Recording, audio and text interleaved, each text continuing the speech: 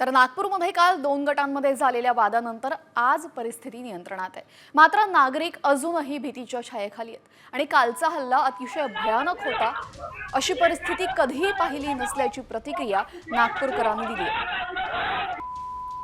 तर नागपूरकरांसोबत बातचीत केली आमचे प्रतिनिधी पराग ढोबळे यांनी। पाहूयात। कॉमस्कोर नुसार आता isakal.com आहे देशातील नंबर 1 ची मराठी न्यूज वेबसाईट। प्रत्येक अपडेटसाठी isakal.com ला नक्की भेट द्या। अनेक नागरिक आपल्यासोबत आहे।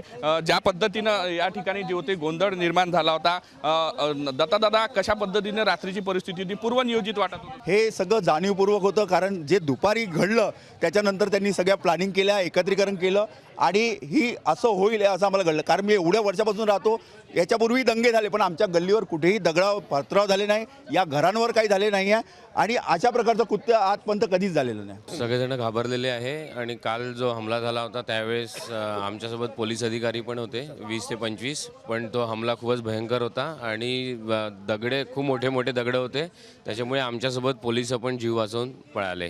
ह्या चौकात ॲटो डीलचे बरेच डीलर आहे, पण त्यांच्या एकाही गाडी बाहेर रस्त्यावर नव्हती काल।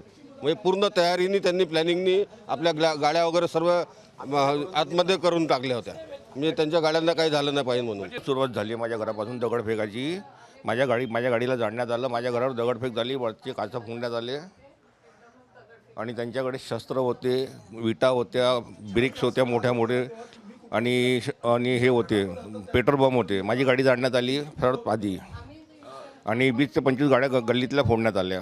व्हिडिओ जर्नलिस्ट सौरभ भोलेसह पराग ढोबळे, साम टीव्ही न्यूज, नागपूर।